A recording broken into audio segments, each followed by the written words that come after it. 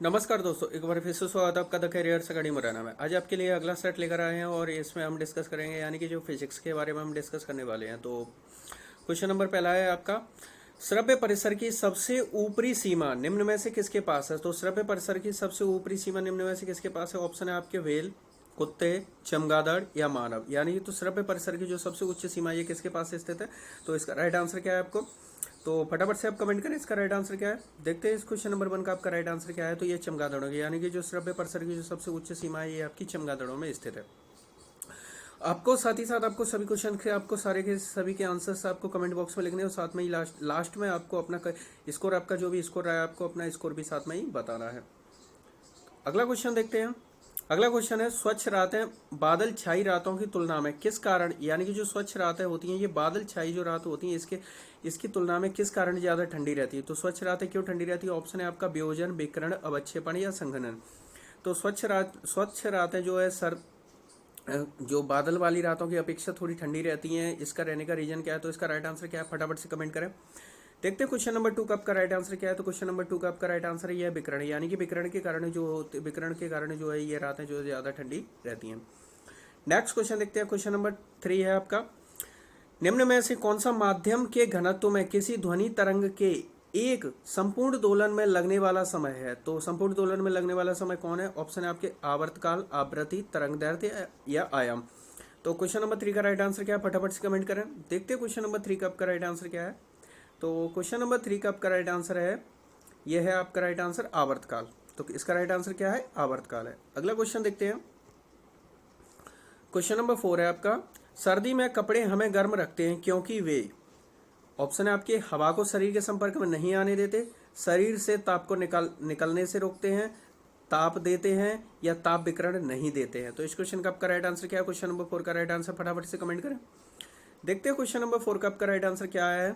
तो question number 4 का आपका राइट आंसर यह है, हवा को शरीर के संपर्क में आने से रोकते हैं। यानी कि जो सर्दियों के मौसम में जो हम गर्म कपड़े, यानी गर्म कपड़े जो ऊनी कपड़े जिनको हम बोल सकते हैं स्वेटर वगैरह जिनका इस्तेमाल करते हैं, इनका कार्य क्या होता है, ये क्या करते हैं, ये एक अवरोधक के रूप में कार्य करते हैं। यानी कि जो शरीर के टेम्परेचर को बाहर आने से रोकते हैं और बाहर की ठंडी हवा को अंदर आने से रोकते हैं। अगला क्वेश्चन देखते हैं। क्वेश्चन नंबर 5 है, क्षैतिज व्रत में नियम, यहाँ पर नियम नहीं होगा, यहाँ पर नियत है। क्या क्या है यहाँ पर, इस जगह पर क्या लिखा होगा, यहाँ पर नियत लिखा हुआ है। क्या लिखा हुआ है यहाँ पर, नियत। तो क्षैतिज व्रत में नियत चाल से गतिशील वस्तु के लिए नियत है, यानी कि नियम, यहाँ पर है क्षैतिज व्रत में नियम चाल से गतिशील वस्तु के लिए नियत है। तो हाँ, यहाँ पर नियत ही है। क्या है यहाँ पर, इस जगह पर नियत है। तो नियत चाल से गतिशील वस्तु के लिए नियत क्या चीज नियत रहेगी। ऑप्शन है आपकी गतिज ऊर्जा, वेग और त्वरण दोनों, वेग और त्वरण। तो क्वेश्चन नंबर 5 का राइट आंसर क्या, फटाफट से कमेंट करें। देखते हैं क्वेश्चन नंबर 5 का राइट आंसर क्या है। तो क्वेश्चन नंबर 5 का राइट आंसर ये है त्वरण, यानी कि नियत, यहाँ पर क्या था आपका, नियत है। नियत चाल से गतिशील वस्तु के लिए त्वरण हमेशा नियत रहेगा। नेक्स्ट क्वेश्चन देखते हैं। क्वेश्चन नंबर अगला है आपका, यदि दो विद्युत आवेशों के मध्य दूरी को आधा कर दिया जाए, तो दूरी को कैसा कर रहे हैं हम, यहाँ पर आधा कर दिया जाए, तो उनके मध्य विद्युत बल का मान हो जाएगा। तो विद्युत बल का मान कैसा हो जाएगा आपका, ऑप्शन है आधा, 2 गुना, 4 गुना या 1/4। तो क्वेश्चन नंबर 6 का राइट आंसर फटाफट से कमेंट करें। तो देखते हैं क्वेश्चन नंबर 6 का आपका राइट आंसर क्या है। तो इस क्वेश्चन का आपका राइट आंसर यह कैसा रह जाएगा, बल कैसा हो जाएगा आपका, 1/4 हो जाएगा। कैसा हो जाएगा आपका, बल आपका 1/4 हो जाएगा। अगला क्वेश्चन देखते हैं। रेफ्रिजरेटर में थर्मोस्टेट का कार्य है। तो रेफ्रिजरेटर में जो थर्मोस्टेट है इसका कार्य क्या कार्य रहता है। ऑप्शन है इसके आपके, तापमान को कम करना, हिमायन ताप को बढ़ाना, एक समान तापमान बनाए रखना, गलनांक को घटाना। तो रेफ्रिजरेटर में जो थर्मोस्टेट का क्या कार्य है। तो इस क्वेश्चन का आपका राइट आंसर फटाफट से कमेंट करें। देखते हैं क्वेश्चन नंबर 7 का आपका राइट आंसर क्या है। तो थर्मोस्टेट का कार्य है आपका एक समान तापमान बनाए रखना। क्या कार्य है इसका, एक समान तापमान बनाए रखने के लिए थर्मोस्टेट का प्रयोग किया जाता है। नेक्स्ट क्वेश्चन देखते हैं। मोटर गाड़ी के चालक के सामने लगा रहता है, तो कौन सा दर्पण होता है आपका, समतल दर्पण, उत्तल दर्पण, अवतल दर्पण या उत्तल लेंस। तो कौन सा दर्पण होता है। तो मोटर गाड़ी के जो चालक के सामने की तरफ जो लगा रहता है ये कौन सा दर्पण होता है, ये आपका उत्तल दर्पण होता है। कौन सा होता है, उत्तल दर्पण होता है। जैसे हम साइड मिरर जो कहते हैं, साइड मिरर जो होते हैं वो कौन से दर्पण होते हैं, उत्तल दर्पण होते हैं। नेक्स्ट क्वेश्चन देखते हैं। अगला क्वेश्चन है, प्रत्यावर्ती धारा को दिष्ट धारा को दिष्ट धारा में परिवर्तित किया जाता है। तो किसके द्वारा किया जाता है। ऑप्शन है आपके डायनेमो द्वारा, ट्रांसफार्मर द्वारा, रेक्टिफायर द्वारा या मोटर द्वारा। तो प्रत्यावर्ती धारा को दिष्ट धारा में परिवर्तित किया जाता है, किसके द्वारा परिवर्तित किया जाता है? तो क्वेश्चन नंबर 9 का आपका राइट आंसर क्या है, फटाफट से कमेंट करें। देखते हैं क्वेश्चन नंबर 9 का राइट आंसर है आपका इसका रेक्टिफायर द्वारा, यानी कि प्रत्यावर्ती धारा को यानी कि एसी को डीसी में, एसी को किस में कन्वर्ट कर रहे हैं, डीसी में परिवर्तित किया जाता है रेक्टिफायर के द्वारा। क्वेश्चन नंबर 10 देखते हैं। समान आवेश में होता है, समान आवेशों में होता है, क्या होता है आपका आकर्षण, आसंजन, विकर्षण या ससंजक। तो क्या होता है समान आवेशों में? तो क्वेश्चन नंबर 10 का राइट आंसर फटाफट से कमेंट करें। देखते हैं क्वेश्चन नंबर 10 का राइट आंसर क्या है। तो समान आवेशों में हमेशा विकर्षण होता है, क्या होता है, विकर्षण होता है। तो समान आवेश में क्या होता है, विकर्षण होता है। तो इस क्वेश्चन का आपका ऑप्शन सी सही है। क्वेश्चन नंबर 11 देखते हैं। रोलर वियरिंग का स्नेहन करने के लिए सामान्यतः निम्नलिखित स्नेह की आवश्यकता होती है। तो इनमें से किस स्नेह की आवश्यकता होती है? ऑप्शन है अर्ध ठोस, द्रव, ठोस, इनमें से कोई नहीं। तो क्वेश्चन नंबर 11 का आपका राइट आंसर क्या है, फटाफट से कमेंट करें। देखते हैं क्वेश्चन नंबर 11 का आपका राइट आंसर क्या है। तो क्वेश्चन नंबर 11 का राइट आंसर यह है अर्ध ठोस, यानी कि स्नेह, इसमें अर्ध ठोस स्नेह का इस्तेमाल किया जाता है। किसका करते हैं? अर्ध ठोस स्नेह का इस्तेमाल करते हैं। क्वेश्चन नंबर 12 है।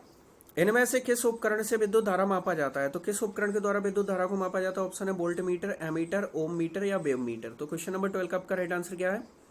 देखते हैं क्वेश्चन नंबर 12 का आपका राइट आंसर क्या है। तो क्वेश्चन नंबर 12 का राइट आंसर है एमीटर। एमीटर के द्वारा जो विद्युत उपकरणों में विद्युत की धारा को मापा जाता है। और वोल्टेज किससे मापते हैं? तो वोल्टेज वोल्ट मीटर के द्वारा वोल्टेज को मापा जाता है। नेक्स्ट क्वेश्चन देखते हैं। क्वेश्चन नंबर 13 है आपका। किसी 2 किलोग्राम द्रव्यमान की गेंद में 8 मीटर पर सेकंड का त्वरण उत्पन्न करने के लिए कितने बल की आवश्यकता हुई? तो ये थोड़ा सा आपका छोटा सा आपका न्यूमेरिकल टाइप का आ गया। तो इसमें कुछ आपको ज्यादा घबराने की जरूरत नहीं, बिल्कुल सिंपल सा एक छोटा सा फॉर्मूला आप सभी को याद होगा स्टार्टिंग से, F बराबर m है। ये फॉर्मूला लगेगा। देखिए यहाँ पर m की वैल्यू हमें कितनी दी हुई है, 2 दी हुई है, और a यानी कि एक्सेलरेशन हमें कितना दिया हुआ है, तो 8 दिया हुआ है। तो 2 इंटू 8, इसका मतलब इसकी वैल्यू कितनी आ गई हमारी, तो 16 आ गई, यानी 16 न्यूटन। बल को तो न्यूटन के द्वारा ही, इसका जो मात्रा न्यूटन होता है, न्यूटन के द्वारा प्रदर्शित करते हैं। तो क्वेश्चन नंबर 23 का राइट आंसर क्या है आपका, 16 न्यूटन, यानी 16 न्यूटन बल उत्पन्न होगा। अगला क्वेश्चन देखते हैं आपका। क्वेश्चन नंबर 14 है। निम्न में से कौन सा माध्यम के घनत्व में किसी ध्वनि तरंग के एक संपूर्ण दोलन में लगने वाला समय है? तो कौन है? ऑप्शन है आवर्तकाल, आवृत्ति, तरंगदैर्घ्य या आयाम। तो क्वेश्चन नंबर 14 कब का राइट आंसर क्या है, फटाफट से कमेंट करें। देखते हैं क्वेश्चन नंबर 14 कब का राइट आंसर क्या है। तो इसका राइट आंसर है ये आवर्तकाल। क्या है इसका राइट आंसर? यानी कि आवर्तकाल के जो घनत्व में किसी ध्वनि तरंग के संपूर्ण दोलन में लगने वाला समय आवर्तकाल कहलाता है। क्या कहलाता है? आवर्तकाल कहते हैं ध्वनि। नेक्स्ट क्वेश्चन देखते हैं। ऊष्मा संचरण की कौन सी विधि में माध्यम की आवश्यकता नहीं होती? तो ऊष्मा संचरण की कौन सी विधि में माध्यम की आवश्यकता नहीं होती? ऑप्शन है आपके विकिरण, चालन, संवहन या विसरण। तो कौन सी विधि में माध्यम की आवश्यकता नहीं होती? क्वेश्चन नंबर 15 का राइट आंसर आप फटाफट से कमेंट करें।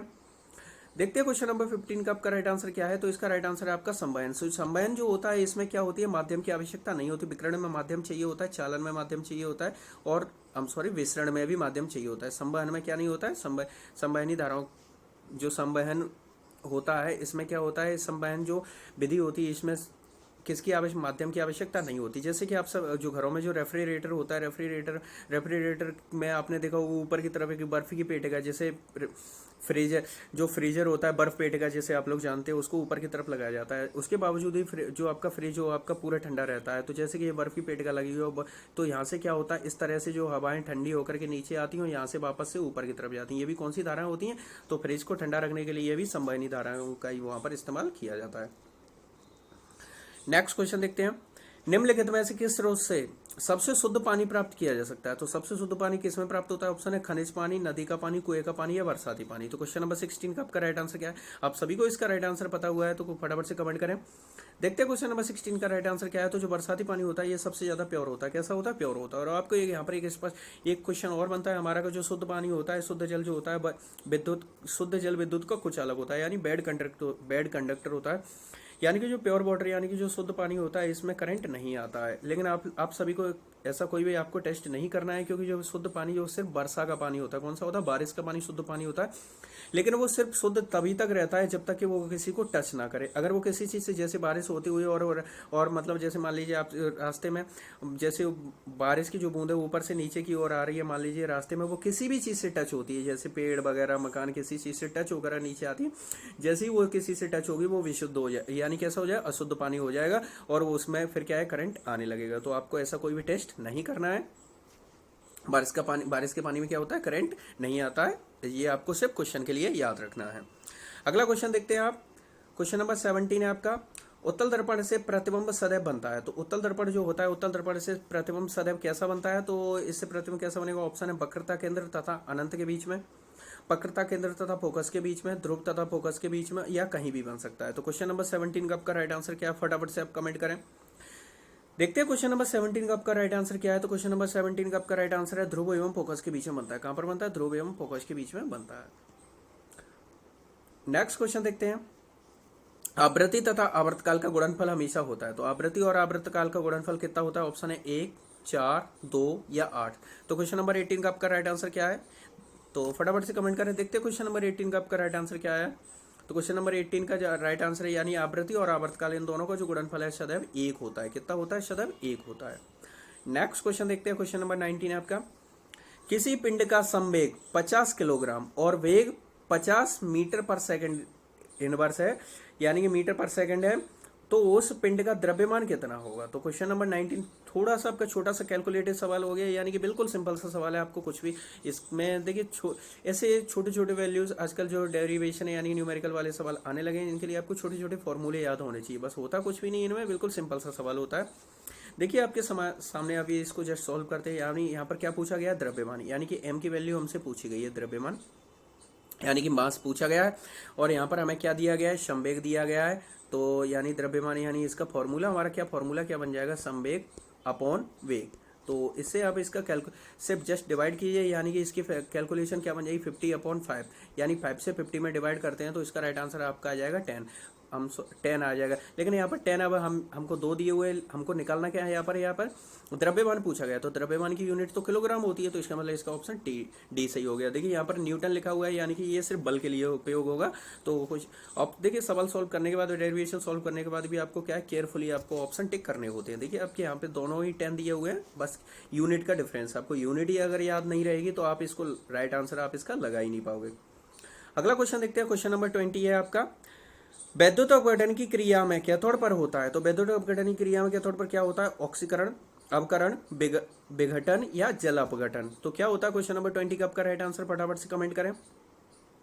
देखते हैं क्वेश्चन नंबर 20 का आपका राइट आंसर क्या है। तो क्वेश्चन नंबर 20 का राइट आंसर है, यानी कैथोड पर क्या होता है, विघटन होता है। क्या होता है, विघटन की क्रिया संपन्न होती है। नेक्स्ट क्वेश्चन देखते हैं, क्वेश्चन नंबर 21 है, अनुप्रस्थ तरंगें किस माध्यम से उत्पन्न की जा सकती है। तो अनुप्रस्थ जो तरंगें होती है किस माध्यम से उत्पन्न की जा सकती है, ऑप्शन है आपका सिर्फ गैसों से, सिर्फ ठोस से, सिर्फ द्रव से, या तीनों माध्यम से। तो अनुप्रस्थ तरंगें किससे उत्पन्न की जा सकती है, तो अनुप्रस्थ तरंगें सिर्फ ठोस माध्यम में, किससे, ठोस माध्यम से ही उत्पन्न की जा सकती है। नेक्स्ट क्वेश्चन देखते हैं, क्वेश्चन नंबर 22 है आपका, ध्वनि तरंगें, क्वेश्चन है आपका 22, ध्वनि तरंगें तरंग होती हैं। तो ध्वनि तरंगें कौन सी तरंग होती हैं, ऑप्शन है विद्युत चुम्बकीय तरंग, अनुप्रस्थ या ट्रांसवर्स तरंग, ध्वनि तरंग का आयाम या यांत्रिक तरंग। तो कौन सी तरंगें होती है ध्वनि तरंगें, ऑप्शन है आपका 22 का राइट आंसर क्या, फटाफट से कमेंट करें। देखते हैं क्वेश्चन नंबर 22 का राइट आंसर क्या है। तो यानी कि ध्वनि तरंगें एक यांत्रिक तरंगें होती है। ध्वनि तरंगें कैसी होती हैं, यांत्रिक तरंगें होती हैं। नेक्स्ट क्वेश्चन देखते हैं। अगला क्वेश्चन देखने से पहले सबसे पहले अभी तक आप सभी ने जो है वीडियो को लाइक नहीं किया तो वीडियो को लाइक करें, और जिन्होंने अभी तक चैनल सब्सक्राइब नहीं किया तो चैनल को सब्सक्राइब कर लें, और साथ ही वीडियो को अपने जो फ्रेंड्स हैं और आपका जो भी स्टडी ग्रुप है उसके साथ ही शेयर भी कर दीजिए। और आप सभी का जो भी स्कोर रहेगा उसको लास्ट में आपको सभी को कमेंट बॉक्स में अपना स्कोर भी बताना है कि आप सभी का स्कोर कितना रहा है। क्वेश्चन देखते हैं अगला, किसी पिंड के भ्रमावस्था में रहने पर इसमें क्या निहित हो सकता है। तो क्या होगा, ऑप्शन है वेग, ऊर्जा, गति या संवेग। तो क्वेश्चन नंबर 23 का राइट आंसर क्या है, तो इसका राइट आंसर है ऊर्जा, यानी कि इसमें ऊर्जा निहित हो सकती है, यानी कि किसी पिंड के भ्रमावस्था में क्या होगी, इसमें ऊर्जा निहित हो सकती है। अगला क्वेश्चन देखते हैं, क्वेश्चन नंबर आपका क्वेश्चन नंबर 24 देखते हैं, पृथ्वी के भ्रमण की गति कितनी है। तो पृथ्वी का जो भ्रमण है इसकी गति कितनी है। तो ऑप्शन है इसके 2.8 किलोमीटर पर मिनट, 31 किलोमीटर पर मिनट, 25 किलोमीटर पर मिनट, 39.5 किलोमीटर पर मिनट। तो पृथ्वी के भ्रमण की गति कितनी है? तो इसका राइट आंसर क्या है, फटाफट से कमेंट करें। देखते हैं क्वेश्चन नंबर 24 का आपका राइट आंसर क्या है। तो क्वेश्चन नंबर 24 का आपका राइट आंसर है 2.8 किलोमीटर प्रति मिनट की गति से जो है भ्रमण कर रही है। नेक्स्ट क्वेश्चन देखते हैं। ट्रांसफॉर्मर के क्रोड को बनाने के लिए निम्नलिखित में अधिक उपयुक्त होता है। तो निम्नलिखित में से अधिक उपयुक्त कौन है? ऑप्शन नर्म लोहा, तांबा, निकल स्टेनलेस स्टील या निकल। तो क्वेश्चन नंबर 25 का राइट आंसर क्या है, फटाफट से कमेंट करें। देखते हैं क्वेश्चन नंबर 25 का राइट आंसर क्या है। तो क्वेश्चन नंबर 25 का राइट आंसर है, यानी कि जो ट्रांसफॉर्मर का जो क्रोड होता है ये नर्म लोहे का बना होता है। किसका बना होता है? नर्म लोहे का बना होता है। और वीडियो पसंद आए वीडियो को लाइक जरूर करें और साथ ही अपने फ्रेंड्स के इसको शेयर करें। मिलते हैं आपसे अगले सेट के साथ अगले वीडियो में।